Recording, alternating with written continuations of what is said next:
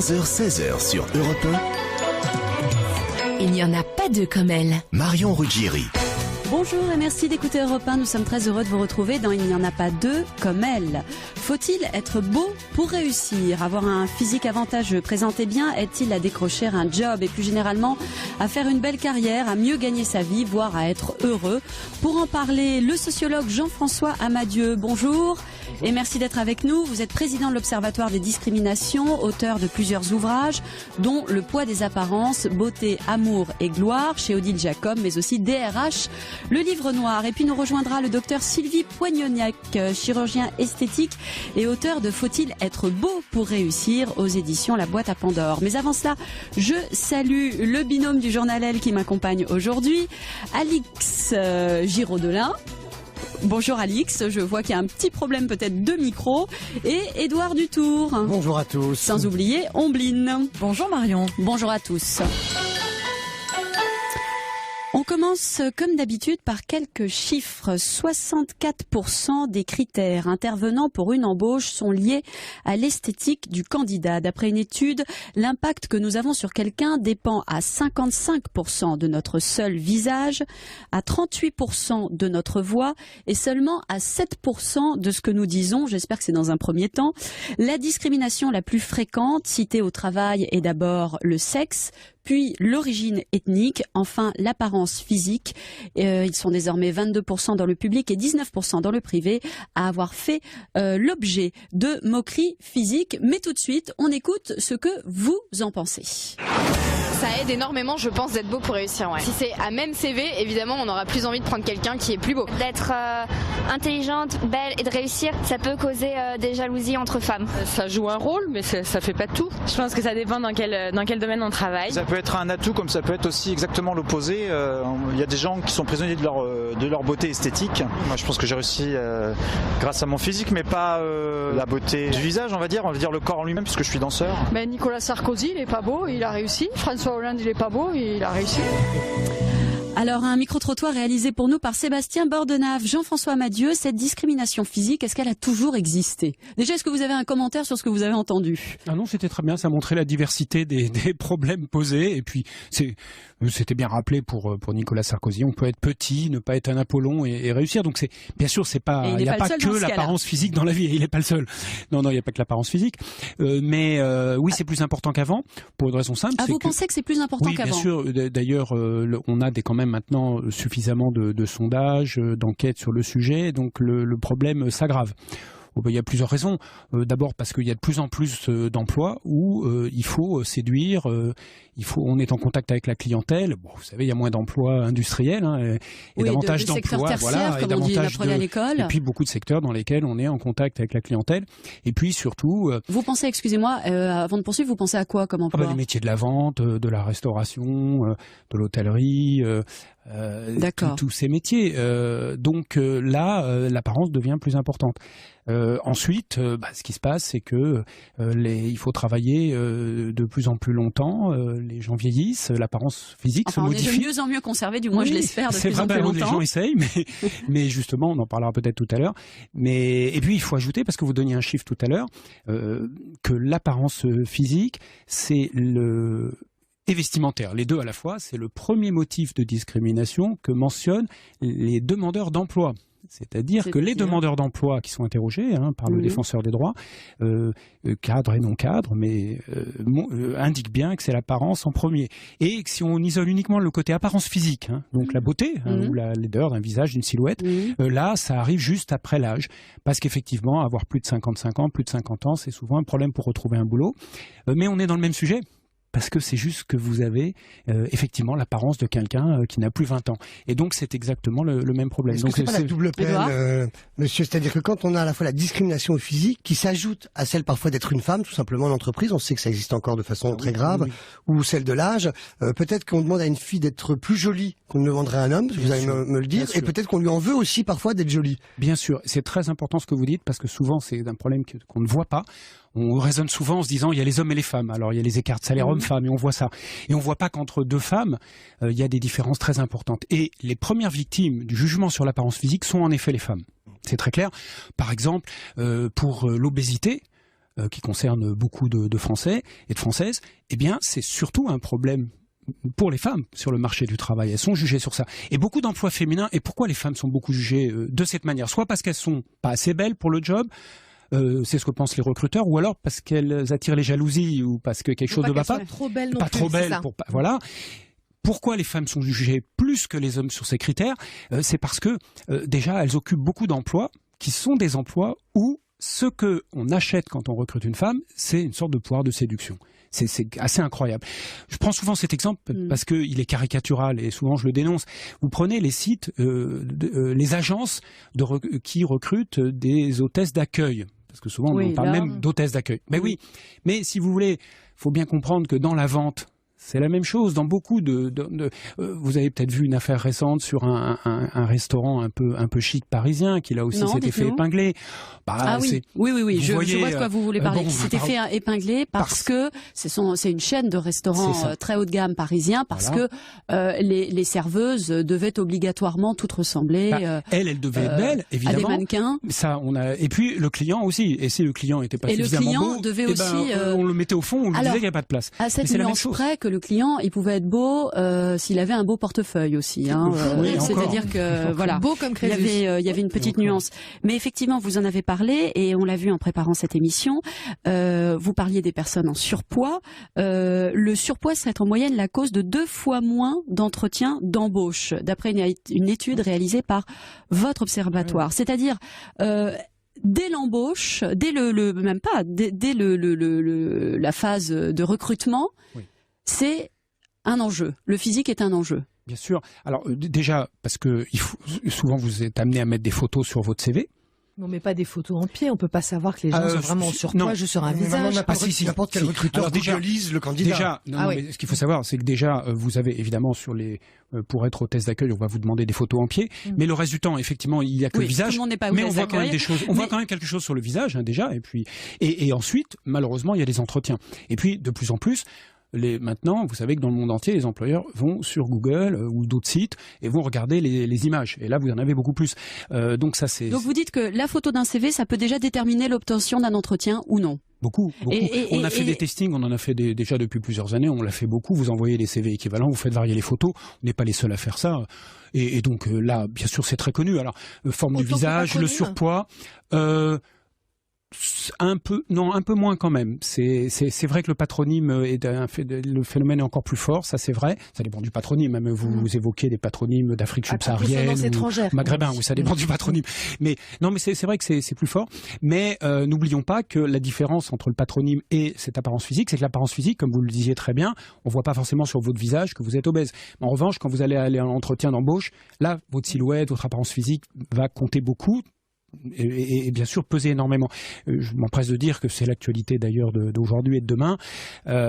C'est pour ça qu'il est vraiment dramatique qu'on abandonne cette belle idée qui était l'anonymat des candidatures. Justement, on en est où du CV anonyme? C'était la loi de 2006 pour l'égalité des chances qui rendait obligatoire l'utilisation du CV anonyme pour les entreprises de plus de 50 salariés. C'est le problème, le décret d'application n'est jamais passé en fait. Il n'est jamais passé. Demain, donc il n'y a pas d'obligation légale. Un rapport a été diligenté, il sera rendu officiel demain par le ministre du Travail, mais il enterre cette belle idée parce que ce serait pas commode, un peu compliqué.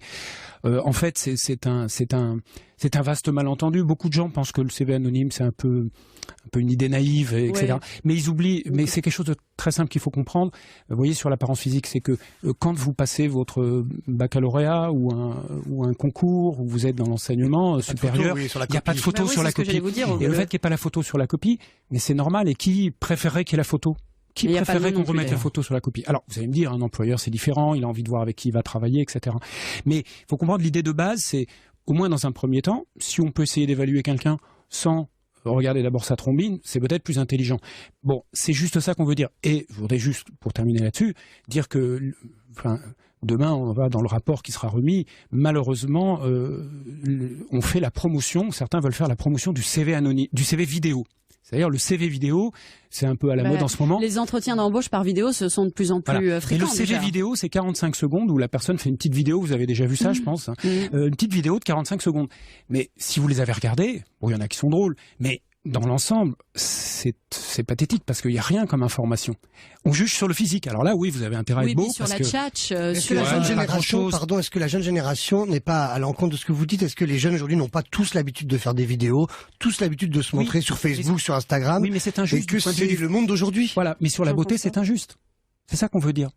Oui, parce que les gens, je suis désolé, mais votre visage, votre silhouette, vous faites pas ce que vous voulez. Alors après, vous pouvez avoir en effet une éloquence et puis avoir une belle personnalité. C'est pas du tout la question. C'est juste qu'à un moment donné, on sait très bien que compétent sans avoir la tchatch. Jean-François Amadieu, vous restez avec nous. Dans un instant, on en parle avec le docteur Sylvie Poignonnec. C'est tout de suite après ça.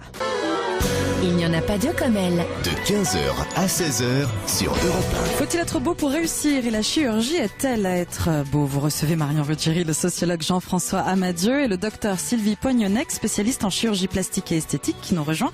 Et vous nous envoyez vos messages, chers auditeurs, vous posez vos questions à nos invités sur la page Facebook de l'émission ou via Twitter, #P2CE.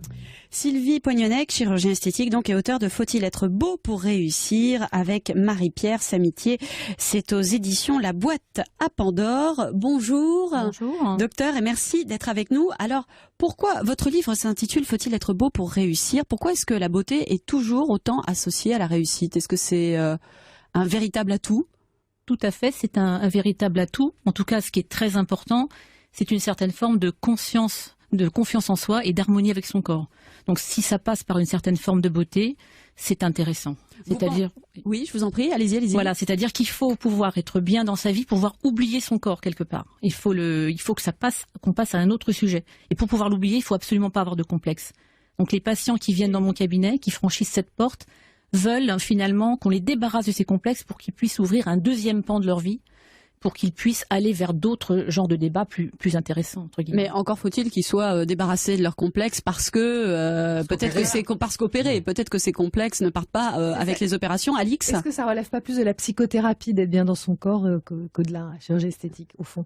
Tout dépend des patients. Si vous avez un patient qui a vraiment une disgrâce ou quelque chose, par exemple une jeune fille de 22 ans qui a vraiment une bosse sur le nez, ou par exemple un jeune homme de 35 ans qui est venu me voir parce qu'il est polytechnicien, il est à la tête en fait d'une petite unité avec beaucoup d'employés, et on ne le prend pas au sérieux parce que quand il arrive en comité de direction, eh bien les gens sourient parce qu'il a les oreilles très décollées, parce qu'il a un visage très jeune, donc il n'inspire pas l'autorité. Donc il vous a demandé des rides.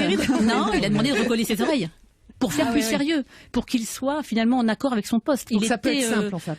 Effectivement, il avait les neurones, l'intelligence, Polytechnique, tous les diplômes, mais quand il arrivait en comité de direction, quand il prenait la parole, il y avait quelques petits sourires, et ça faisait depuis l'enfance, puisque déjà en récréation, on se moquait de lui. On l'appelait, on disait qu'il avait des oreilles de Dumbo, etc. C'est la question que je voulais vous poser. Vous parlez de l'enfance. Est-ce qu'on n'est pas éternellement l'adolescent qu'on était à 15 ans dans une cour d'école? Si on n'a plus aux filles, aux garçons, si nos parents nous ont dit qu'on était beau, est-ce que, indépendamment du physique et comme subjectif de la beauté, est-ce qu'on a plus de chance en fait? C'est-à-dire qu'effectivement, quand on est dans un environnement familial qui nous rassure, avec des parents qui nous disent qu'on est beau, qu'on est les meilleurs, on a effectivement plus de chances d'arriver dans la vie avec une sorte de confiance. Mais si l'on a quand même vraiment un défaut, et moi j'ai vu des jeunes filles en larmes parce qu'elles ne sont pas invitées, qu'elles font entre guillemets tapisserie dans les booms parce que les garçons ne s'occupent pas d'elles, ne s'intéressent pas à elles, eh bien ces jeunes filles-là, elles ont une souffrance, et je pense qu'on peut y remédier avec parfois des interventions qui sont quand même de plus en plus maintenant légères, on va dire. Alors attendez, pour revenir à notre sujet initial, est-ce que déjà vous êtes d'accord avec Jean-François Amadieu? Pensez-vous que notre société est aujourd'hui de plus en plus fondée sur le paraître, que le physique est de plus en plus important? Tout à fait. Moi, j'ai bien lu les livres de Jean-François Amadieu, donc on est tout à fait d'accord. J'ai appris beaucoup de choses, notamment sur les pourcentages de discrimination à l'embauche. Mais ce qui est important de savoir pour l'emploi, pour l'embauche, c'est qu'effectivement, quand vous arrivez, comme vous l'avez bien dit, comment dirais-je, on est dans une situation où on va montrer tout de suite son image, tout de suite son corps. Et on n'a pas le temps même de parler. Parfois, ce qu'on dit n'est pas très intéressant. Les gens n'écoutent pas, ils vous regardent. Ils regardent votre physique. Et donc, c'est très important pour moi, effectivement, le visage. Est-ce que vous avez, vous, des patients, à l'instar de ce jeune polytechnicien dont vous nous avez parlé, qui souhaitent se faire opérer parce qu'ils pensent que leur physique leur porte préjudice dans leur travail? Est-ce que vous avez des gens qui pensent même qu'ils pourraient plus facilement obtenir un travail en changeant quelque chose physiquement? Alors tout à fait. J'ai donc le cas d'un patient de 45 ans. Vous savez que maintenant à 45 ans, on est considéré quand même comme un senior dans l'entreprise. Non, je ne savais pas. On n'en est pas là. Dans l'entreprise, après, vous avez des gens qui se distinguent par leur qualification, mais dans une entreprise, vous avez une entreprise d'informatique ou autre, à 45 ans, vous êtes quand même déjà dans les seniors. Donc à ce moment-là, ce monsieur est venu chez moi en me disant voilà, je fais un peu plus vieux que je n'en ai l'air. Il faut absolument me faire un rajeunissement, me faire un lifting. Et donc il a pris ça en fait comme une réunion de travail. Il a pris rendez-vous, il est venu, on l'a opéré, ça s'est bien passé, il a repris ses activités et il s'est senti ensuite mieux, on va dire, dans sa peau de dirigeant pour pouvoir continuer dans son entreprise. C'est vrai que souvent les hommes ne le font pas, n'ont pas recours à la chirurgie pour les mêmes raisons que les femmes. On dit souvent que les hommes, c'est exactement ce que vous décrivez, c'est face à la concurrence, un peu comme la plus grosse voiture. C'est pour paraître plus performant face peut-être à des jeunes cadres face à eux en réunion. Et on dit que souvent les femmes, et vous allez me dire si c'est vrai ou pas, c'est plutôt vis-à-vis d'elles-mêmes en fait. C'est quelque chose qu'elles cherchent à s'aimer plus à l'intérieur d'elles-mêmes. Docteur, vous êtes d'accord avec ça? Alors, ou oui, pas spécialement? En partie. On va dire qu'on a 17% d'hommes en chirurgie esthétique et on en a de plus en plus. Mais les femmes, maintenant, elles font quand même partie du milieu du travail. Elles ont quand même leur mot à dire. Et c'est vrai que pour les femmes, encore plus que pour les hommes, il faut pouvoir se présenter correctement, pouvoir être bien, être avec son corps bien dans sa peau, ne pas forcément sortir un peu de la remarquable moyenne dont on parle dans les critères esthétiques. Jean-François Amadieu, vous êtes d'accord avec ça? Oui, tout à fait, mais je dirais que pour les femmes, c'est aussi une compétition. Et peut-être qu'effectivement, et là je parle sous votre contrôle, c'est peut-être parce qu'elles cherchent davantage, je dirais ce qu'on pourrait appeler l'embellissement, des modifications corporelles pour séduire davantage sur le marché matrimonial et moins sur le marché du travail. C'est peut-être ça la différence, mais j'en suis pas absolument certain. C'est à vous de dire s'il y a vraiment cette différence. Pour être mieux dans sa peau, oui, certes, mais... Alors, on a plusieurs cas de figure. On a soit les personnes qui viennent vraiment dans le cadre du travail. C'est le cas de Virginie dont je parle donc dans mon livre. Elle travaille pour une société de cosmétiques américains et vous savez qu'aux États-Unis, les entreprises payent une partie des interventions de chirurgie esthétique, ce qui n'est pas encore le cas en France. Mais aux États-Unis, ça se passe comme ça.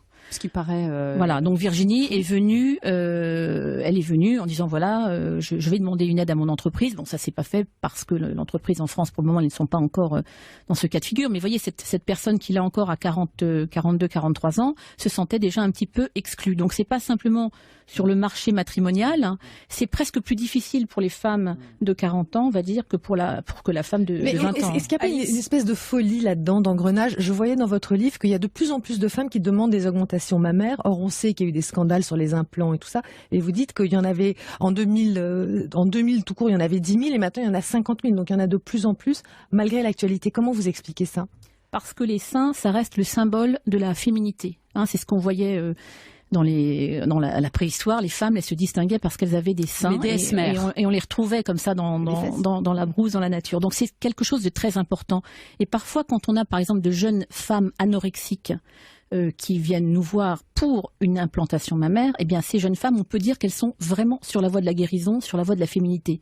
Donc bien évidemment, il faut pouvoir poser des prothèses de taille modérée. C'est-à-dire quand je vois mes enfants regarder la télé-réalité, je ne vais pas citer des émissions, mais avec des femmes très jolies de 20 ans, mais des seins terriblement beaucoup trop gros pour elles, eh bien je trouve ça dommage parce que ça leur abîme les seins, ça leur fait des seins énormes et ça leur donne une hypersexualité qui n'est pas forcément bonne à cet âge-là. On a un âge, il y a un âge pour tout et à 20 ans c'est peut-être un tout petit peu jeune. En 2 mots, quelles sont les demandes des hommes et les demandes des femmes? Alors les hommes, c'est la lipoaspiration notamment. Édouard nous en parle très activement depuis le bord du lipo. Voilà, de complaisance, je le dis. Voilà, vous savez que maintenant avec la lipo, on fait des choses plus soft, on peut sortir le jour même, on fait des anesthésies locales. Voilà, bon, ça c'est pour la lipo. Il demande aussi le traitement de la calvitie, parce que c'est vrai que pour un homme, perdre ses cheveux, c'est quand même un signe de vieillissement. Vous parlez de la rhinoplastie en disant que c'est pas forcément une bonne idée pour les hommes, que souvent ils sont déçus du résultat, que ça marche mieux chez les femmes. C'est pas tout à fait ça. J'ai envie de dire que chez l'homme, la rhinoplastie, c'est quelque chose de très délicat. C'est très délicat la rhinoplastie chez l'homme parce que c'est toute l'image du père, c'est plein de choses, c'est son historique, c'est. Chez la femme aussi, je vous rassure. C'est un petit peu différent chez la femme. Le père, si ce n'est le pénis, dit-on quand même. Voilà, non, c'est très particulier. Donc moi, de temps en temps, je demande et même assez souvent des consultations de psychothérapie, de psy avant la chirurgie pour être sûr qu'on se trouve avec des gens qui sont bien dans leur tête. Parce que c'est vrai que la rhinoplastie, de temps en temps, si les personnes ne sont pas satisfaites après, vous pouvez être un peu embêté. Et chez les femmes, donc chez les hommes, la lipo, la calvitie, la ride du lion, la ride du lion et la rhino. Et la rhino. Et chez les femmes, les prothèses mammaires, la lipoaspiration, les paupières. Les paupières qui sont quelque chose, effectivement, l'ouverture du regard. Et ça, les hommes, un petit peu aussi, c'est pas grave. Mais les hommes regardent beaucoup le cou. Vous savez, le coup de dindon, ils veulent, voilà, à partir de 55 ans, quand ils ont un coup qui tombe, ils regardent. Tout le monde se redresse, tout le monde met le nez en l'air. Vous restez tous les deux avec nous. On a demandé à Alix Giraud-Delin s'il fallait être beau pour réussir, et la réponse, c'est dans un instant. Il n'y en a pas deux comme elle. De 15h à 16h sur Europe 1. Avec vous, jolie Marion Ruggieri, pour tenter de répondre à cette question, faut-il être beau pour réussir? Vos invités, le docteur Sylvie Poignonnec et le sociologue Jean-François Amadieu, votre duo charmant et talentueux, Édouard Dutour et Alix Giraud-Delin. Et pas refait. Un vague physique de radio quand même. Des physiques de radio. Alors Alex, vous avez planché sur la question qui pourrait être posée au bac. Faut-il être beau pour réussir? Et vous avez une réponse. J'ai la réponse. Donc j'ai commencé par lire les livres de nos invités. J'ai lu les statistiques. Donc 17% de salaire en moins pour quelqu'un de laid, 20% de chance de plus d'être engagé si on est beau, un meilleur salaire si on est blonde, etc. Ça m'a convaincu dans un premier temps. Je me suis dit, ils ont raison, il vaut mieux être beau pour réussir. Quelle chance j'ai d'avoir enfanté les plus beaux enfants de France. Leur avenir est assuré. Sauf que juste après, j'ai cherché des preuves tangibles. Donc j'ai regardé qui était en haut de l'affiche en 2015. Alors je vais vous donner des noms et je vais demander aux auditeurs de visualiser les gens dont je vais vous parler. François Hollande, Vladimir Poutine, Nicolas Sarkozy, Franck Ribéry, Kim Jong-un, Kim Jong-2, dans celui-là il n'existe pas, Warren Buffett, qui est une des plus grosses fortunes mondiales, Eric Zemmour, Bill Gates, le patron de Microsoft, Xavier Niel, le patron de Free, Jay-Z, qui est le patron de la musique dans le monde, Albert de Monaco, Jack Ma, le fondateur du site Alibaba et le sosie officiel de Sim. Après, j'ai pensé à leurs femmes. Carla Bruni, Julie Gaillet, Charlène Woodstock, Beyoncé, Kim Kardashian. Et je me suis dit, tiens, que des bombes qui sont toutes les compagnes de puissants pas bien jolis. Alors la question, c'est dans quel sens ça marche? Est-ce qu'il faut être beau pour être avec quelqu'un qui réussit? Ou alors est-ce qu'il faut réussir pour être avec quelqu'un de beau? C'est quand même navrant de se dire qu'en 2015, les femmes qui réussissent sont toutes belles et surtout très accompagnées. Donc j'ai cherché un contre-exemple, une femme puissante avec un mec canon. Tout ce que j'ai trouvé, c'est Angela Merkel, dont le mari Joachim. Mais je sais pas quoi ressemble son mari. Eh bien, écoutez, il est même pas mannequin, donc c'est la loose. Il n'est que prof d'université. Mais je voulais quand même pas me savoir battue. Je voulais rendre hommage à nos invités aujourd'hui et trouver une preuve que plus on est joli, plus on réussit, et ce qu'on naisse garçon ou fille. Donc j'ai cherché l'exemple du power couple qui aurait suivi exactement la même formation et le même type de parcours professionnel. Évidemment, c'est tombé sur Ségolène Royal et François Hollande, lequel des deux a été élu président. Pas le plus joli, mes amis. Donc la triste conclusion est la suivante. Je ne sais pas si en 2015 il vaut mieux être beau pour réussir, mais ce qui est sûr, hélas, c'est qu'il vaut mieux avoir un zizi. Alors Jean-François Amadeo, le sociologue, la parole au sociologue, est-ce qu'il faut réussir pour être avec quelqu'un de beau, ou est-ce qu'il faut être beau pour réussir? Alors... vous avez 30 secondes. Ouais, c'est vrai. Non, mais c'est vrai que dans tous les pays et à l'échelle internationale, et ça se vérifie en France, si vous voulez, la bonne vieille règle éternelle de l'homme qui dispose d'un pouvoir économique, un beau statut social, et d'une femme qui apporte un capital de beauté, eh bien, ça continue à fonctionner très exactement comme ça. Et j'ai bien précisé, dans l'ensemble asiatique et aussi en France, et vous venez d'en donner des exemples. Donc là, ce lien-là, il est en effet bien validé. Ensuite, l'exemple que vous donnez est intéressant entre François Hollande et puis Ségolène Royal. Mais précisément, vous savez comme moi que ce que montre l'exemple de Ségolène Royal, c'est que, et d'autres femmes en politique, c'est que à un moment donné, comme d'ailleurs sur le marché du travail, la beauté chez une femme va jouer contre elle. Et évidemment, elle va être attaquée sur, que sais-je, ses tenues, ses chaussures. Et bien entendu, elle sera précisément encore plus la cible d'attaque parce que, ne ressemblant pas à Angela Merkel, elle sera attaquée sur sa supposée légèreté, son incompétence associée à cette féminité finalement importante. Et Ségolène Royal avait justement précisément, je dirais, ce capital de beauté. Mais souvenez-vous, elle a été précisément attaquée de cette manière. Donc, oui, c'est vrai que la beauté joue différemment pour les hommes et les femmes. Et paradoxalement, d'ailleurs, sans qu'on le sache, ça peut jouer évidemment plus en défaveur, en effet, des femmes dans certains cas. Eh ben, on en parle juste après ça. Vous restez tous les deux avec nous. Dans un instant, on tente de trouver des solutions, mais d'abord un peu de musique. Oh Me, et ça s'appelle Cheerleader. 15h-16h sur Europe 1. Il n'y en a pas deux comme elle. Notre taille, notre poids, les traits de notre visage scrutés, notamment au travail. On en parle avec vous, Marion Ruggieri, et avec vos invités, le docteur Sylvie Poignonnec et le sociologue Jean-François Amadieu. On parlait donc de faut-il être beau pour réussir. Édouard, vous aviez une question. Là, vous avez posé une deuxième question. Faut-il être beau pour être à quelqu'un qui réussit? Moi, je pose carrément une question plus simple. Faut-il réussir pour être beau? Parfois, la réussite donne la confiance en soi, rend beau. On dit parfois que la célébrité rend beau. Parce que vous ne pensez pas, on a parlé de Ségolène Royal, moi je trouve qu'elle est devenue vraiment très belle quand elle a vraiment réussi un tournant dans sa carrière. Docteur, vous êtes d'accord avec ça? Oui, je suis tout à fait d'accord. La réussite, ça va vous donner quelque chose comme une forme d'assurance. Ça va augmenter votre pouvoir finalement charismatique sur les autres. Vous allez avoir l'impression que on vous écoute et que finalement vous allez avoir une sorte de forme de confiance qui fait que vous allez vous sentir mieux et vous allez probablement apparaître plus beau. Jean-François Amadieu. Juste quand même un bémol, c'est pas parce que la personne deviendrait plus belle parce qu'elle aurait plus d'assurance, c'est simplement parce que aux yeux du public, de gens qui simplement elle paraît d'un seul coup plus belle. Si vous voulez, les présidents paraissent toujours plus grands en centimètres, en taille, pour les gens. Mère Teresa paraissait belle. Quelqu'un, même que vous ne connaissez pas, ou Ribéry, deviendra beau d'un seul coup.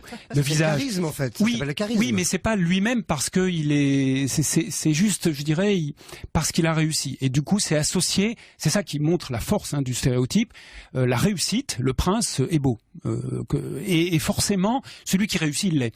Donc cette association est tellement forte que, comme quand on dit que les présidents sont grands, et du coup, les gens vont le croire. Les gens vont le croire. Alors je suis d'accord que je te laisse l'enlèverai. Vous aviez raison. Bien sûr que les gens développent une assurance, du charisme. Ça, vous avez raison aussi.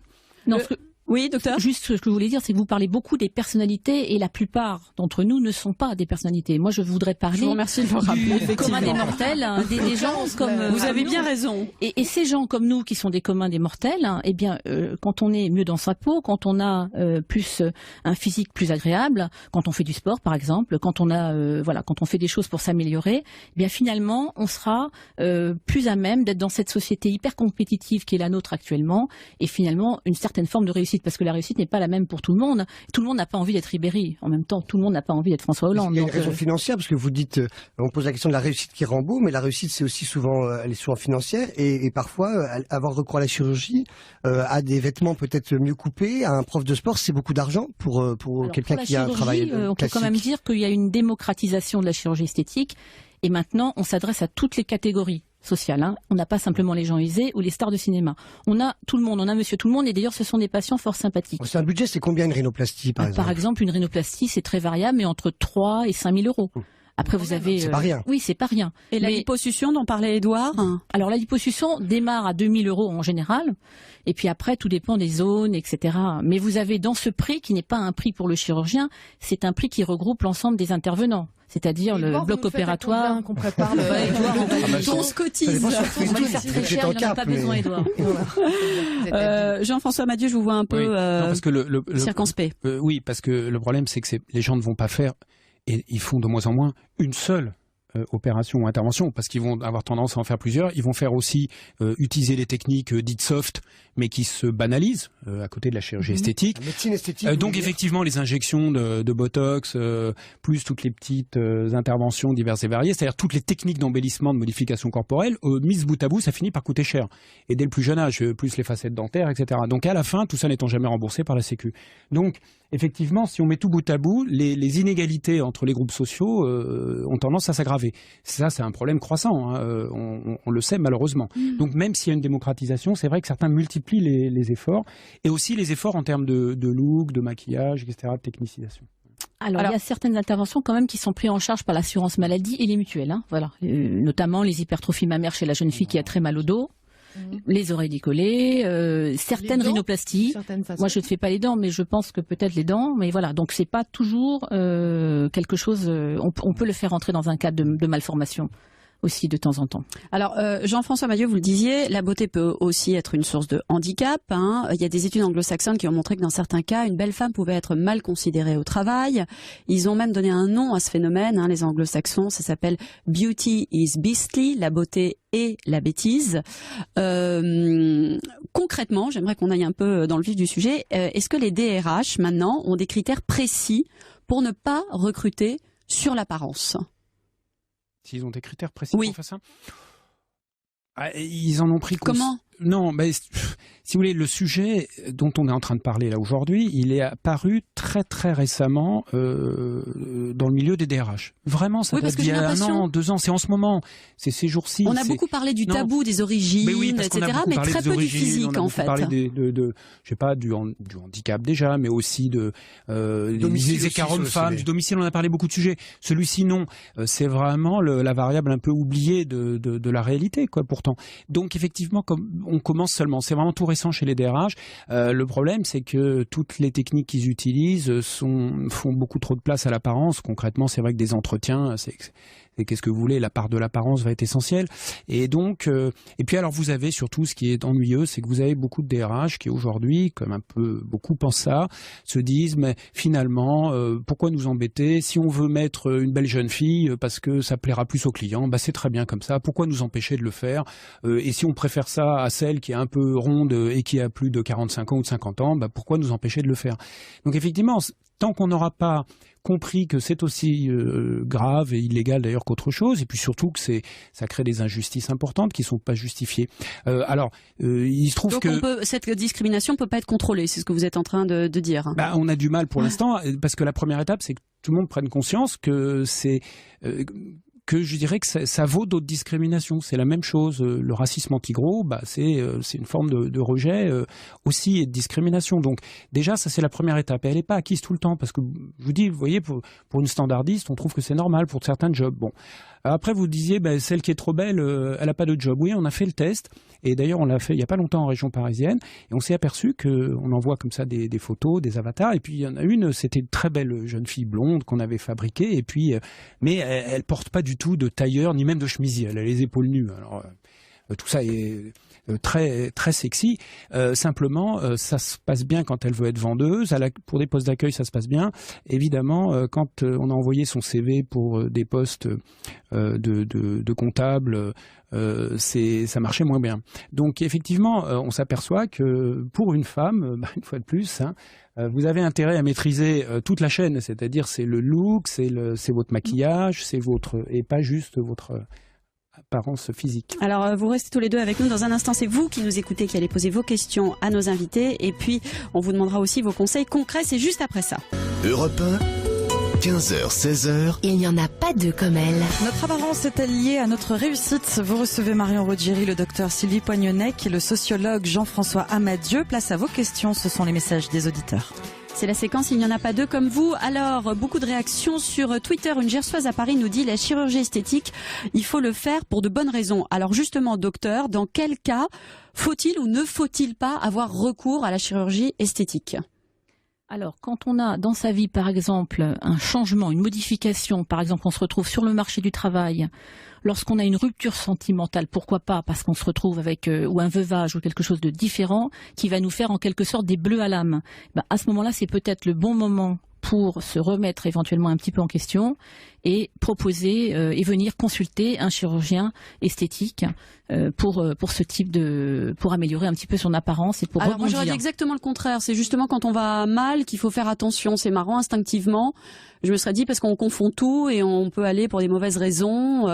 Je vois là, on a Marjorie qui nous dit tant mieux si une opération aide certains à se sentir bien, mais cette idée que l'on peut résoudre ces problèmes par un coup de bistouri me perturbe. De plus, j'ai lu que le bien-être des personnes opérées retombait au même niveau qu'avant, quelques mois après. On a tous des complexes, il faut apprendre à faire avec. Voilà, en fait toute la question, c'est de savoir si on y va pour les bonnes ou les mauvaises raisons en fait. Oui, tout à fait. Il faut y aller effectivement. Alors c'est pour ça que moi j'ai très souvent tendance à demander un deuxième avis en psy, avec un psychologue ou un psychiatre, pour voir si les personnes sont aptes à bénéficier ou à subir, entre guillemets, ce type d'intervention, et pour ne pas qu'elles aient effectivement après une déception. Alors, Michel Méli nous dit où va-t-on? Les entreprises américaines qui subventionnent la chirurgie esthétique de leurs employés, inadmissible. Vous êtes d'accord avec ça, Jean-François Amadieu? C'est vrai que les firmes américaines ont ce type de pratique. Vous savez qu'elles financent aussi toutes les aides à la procréation maintenant. Il y a des firmes qui font ça, de la GPA, de la PMA, etc. Donc c'est vrai que les employeurs américains ont des politiques qui sont un peu particulières. Mais disons, interventionnistes. Oui, un peu interventionnistes, mais c'est vrai que ça... Bon, il y a un inconvénient, c'est que ça crée une sorte d'incitation, voire on peut craindre que ça crée une contrainte aussi, une obligation. Vous voyez, par exemple, c'est toute la polémique sur la congélation des ovocytes financée par des firmes américaines. C'était la même chose, c'est-à-dire après, si on vous dit, c'est disponible, voilà, vous pouvez être aidé pour ça, mais le pas est vite franchi entre le fait qu'on va inviter le salarié à aller se faire son opération pour séduire le client. C'est un peu ça le problème, quoi. C'est que il y a une vraie question question en plus éthique. Martine nous dit, Jean-François, elle vous appelle par votre prénom, pensez-vous réellement que le salaire de quelqu'un de beau sera différent comparé à celui de quelqu'un de moche ? Alors concrètement, oui. Alors dites-nous les chiffres. Concrètement, oui.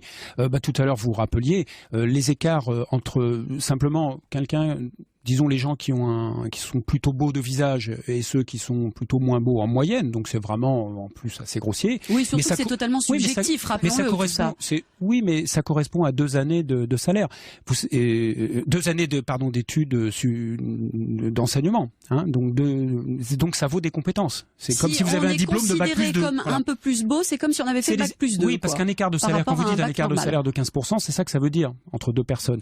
Et d'autre part, on a plein d'études en France comme à l'étranger aussi sur la taille en centimètres. La taille en centimètres pour un homme, c'est exactement corrélé au salaire. Les grands vendeurs gagnent plus, etc. Alors la taille en centimètres, ça compte. Et ça, il y a des études statistiques en France. Plus grands que les Français moyens. Oui, bien sûr. Mais même à diplôme égal, donc ça marche. Si vous voulez, vous avez, bien entendu, vous avez une sorte de prime à la beauté, ou à la taille, ou à la minceur, et puis une sorte, on pourrait l'appeler de décote ou de perte de salaire, qui même peut vous condamner à la précarité, donc à des bas salaires, etc. Parce que, par exemple, vous avez quelques kilos en trop. Alors juste très très vite, 2 dernières questions. Martin dit, il paraît qu'au niveau de la justice, les personnes laides seraient plus lourdement condamnées que celles au physique attrayant. Est-ce vrai ?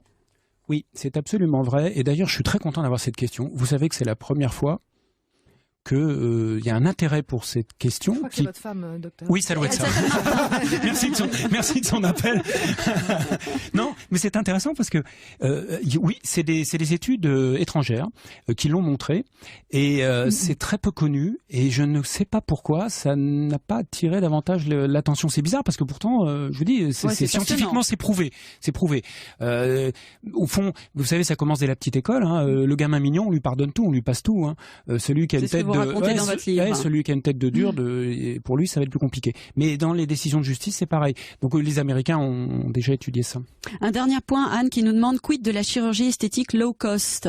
Docteur, je crois que vous êtes assez contre. Hein. Ah oui, je pense qu'il faut vraiment éviter. Vous avez, c'est-à-dire aller en Tunisie, des packaging. Tout à fait. Alors là, c'est terrible parce qu'effectivement, vous allez dans des endroits où vous ne connaissez pas, le chirurgien, vous ne connaissez pas l'environnement, vous ne savez pas la sécurité sanitaire. Alors je dis pas que les chirurgiens ne sont pas bons, hein, parce que parfois même ils sont venus se former en France et puis il y a des très bons chirurgiens partout. Ils sont diplômés, oui. Mais vous allez dans un endroit et vous avez l'assurance maladie, vous avez toutes les assurances qui ne fonctionnent pas quand vous faites opérer à l'étranger. Donc restez en France. S'il y a vraiment des problèmes de budget, venez dans les hôpitaux. On a des très bons internes, des très bons chefs de clinique à la PHP qui vous feront des interventions éventuellement pour des prix modérés. Vous avez des possibilités d'arrangement avec les professionnels pour les histoires financières, mais si possible, restez pas trop loin de votre domicile pour assurer les suites opératoires. Merci à tous pour vos questions. Vous restez tous les deux avec nous pour la revue de presse. D'abord, un peu de musique. Thomas Dutronc, Allongé dans l'herbe. Europe 1, 15h, 16h. Il n'y en a pas 2 comme elle. Avoir un physique agréable nous aide-t-il à réussir dans la vie? On en parle avec vous, Marion Ruggieri, et vos invités, le docteur Sylvie Poignonnec, le sociologue Jean-François Amadieu, à vos côtés, Alix Giraud-Delin et Édouard Dutour pour la revue de presse. Alix, vous nous parlez d'une vidéo qui buzz sur le net. Les critères de beauté ont-ils beaucoup évolué depuis 100 ans?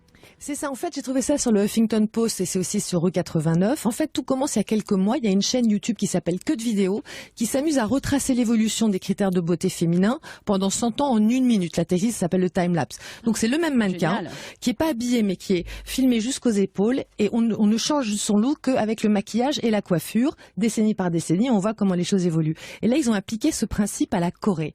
Alors c'est vachement bien parce que d'abord c'est surprenant, on pense pas forcément à la Corée et ça nous montre ce qu'il peut y avoir de géopolitique géopolitique dans les critères de beauté. Déjà, jusqu'en 1950, il n'y a qu'une seule Corée. Donc on voit l'évolution, le chignon avec les épingles, et puis après le look un peu garçon dans les années 30. Arrivent les années 50. Là, l'écran se coupe en deux. À gauche, il y a la fille qui va être coréenne du Sud, et à droite, d'ailleurs ce qui est un peu paradoxal, il y a celle de la Corée du Nord.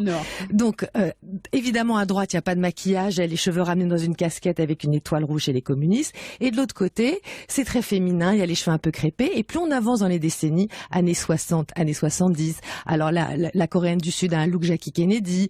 En revanche, la Coréenne du Nord, elle a juste un petit foulard dans ses cheveux très très discret. On se dit, c'est vraiment c'est la même femme et c'est deux looks complètement différents. Et on se dit, non, on va probablement préférer plutôt le côté Corée du Sud, plus libéral, c'est plus proche de nos critères.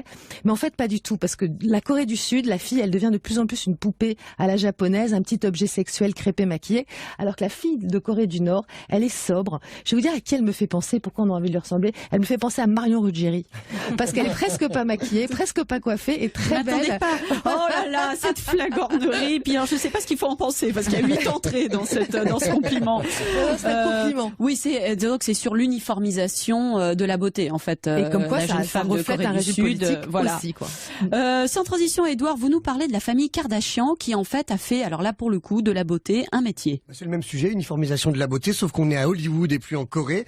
Mon œil a été attiré par un article du Elle.fr dont le titre est prometteur parce qu'il dit Kylie Jenner met fin aux rumeurs sur sa bouche. Vous imaginez le scoop. Alors, qui est Kylie Jenner? Déjà, c'est la toute dernière fille, elle a 17 ans, de l'incroyable famille Kardashian. Le grand public connaît surtout Kim, ça c'est la grande sœur, mais aussi son père, Bruce Jenner, qui se transforme actuellement en femme devant les caméras de E! Entertainment. C'est dire si dans cette famille, la chirurgie est une affaire importante. Alors, qu'est-ce qui s'est passé? Eh bien, dans le tout dernier épisode, la petite Kylie, qu'on voyait sur Internet, sur les réseaux sociaux avec une grosse bouche, a enfin avoué qu'elle avait eu recours, alors elle le dit, les mots sont importants, à une augmentation temporaire des lèvres. C'était quelque chose qui me complexait et ça me tenait à cœur d'y remédier. A-t-elle dit? Alors évidemment, ça fait un buzz incroyable sur Internet, et puis surtout, je pensais que c'était au carrefour de vos deux expertises sociologiques et esthétiques, puisqu'on sait que c'est la mère Chris qui a payé et encouragé cette opération pour que la petite puisse enfin faire carrière. Donc la nouvelle bouche, c'est un petit peu son nouveau diplôme pour aller bosser. Qu'en pensez-vous tous les deux? C'est effrayant, non? Docteur, en fait, c'est pas le coup du verre alors dont nous avait parlé Alix, on se colle un verre sur la bouche. Le verre qui faisait ventouse pour une grosse bouche, ça c'était une excuse. En fait, c'était une vraie bouche. Il y a des gens qui viennent vous voir, docteur, pour vous dire je veux ressembler. Oui, la bouche, justement, bouche de certaines actrices, de certaines actrices, de certaines stars d'Hollywood. Et là, justement, il faut être très très très précautionneux parce que franchement, il n'y a rien de plus laid qu'une bouche refaite et mal refaite.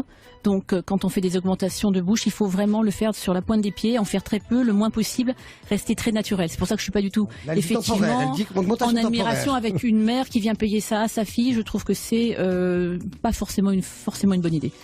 Docteur Sylvie Poignonnec, je rappelle le titre de votre essai, Faut-il être beau pour réussir? C'est aux éditions La Boîte à Pandore. Jean-François Amadieu, Le poids des apparences, est publié aux éditions Odile Jacob. Merci à tous les deux d'avoir été avec nous et à très bientôt. J'espère, on se retrouve demain de 3 à 4 dans Il n'y en a pas deux comme elle pour répondre à cette question: comment un premier amour peut nous marquer, avec entre autres l'acteur Mathieu Amalric. D'ici là, nous vous souhaitons un très bon après-midi avec Cyril Hanouna. Cyril, c'est à vous.